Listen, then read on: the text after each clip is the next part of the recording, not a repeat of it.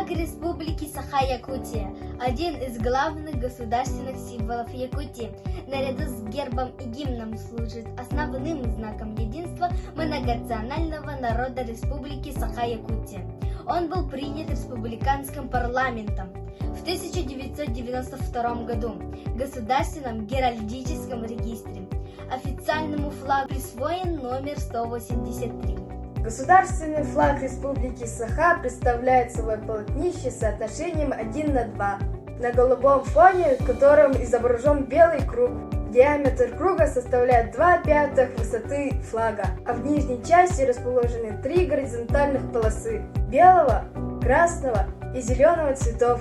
Цвета флага соответствуют общепринятым международной практике символическим значениям цветов, а подсказаны они географическими и климатическими особенностями и историко-культурными традициями края.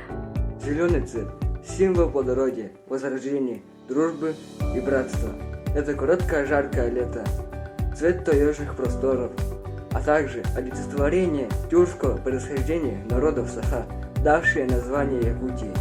Красный цвет – не только символ жизненных сил, но и символ красоты и верности родной земле. Включение красного цвета в сочетание с белым и зеленым всегда было характерно и для народного прикладного искусства Якутии.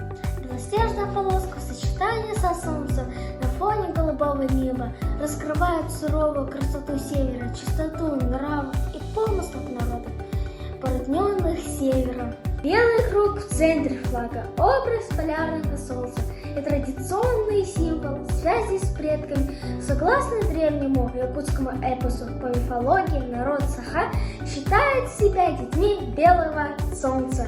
Голубой фон республиканского флага Якутии олицетворяет красоту и величие Якутии, очарование севера и непростые условия жизни местного населения.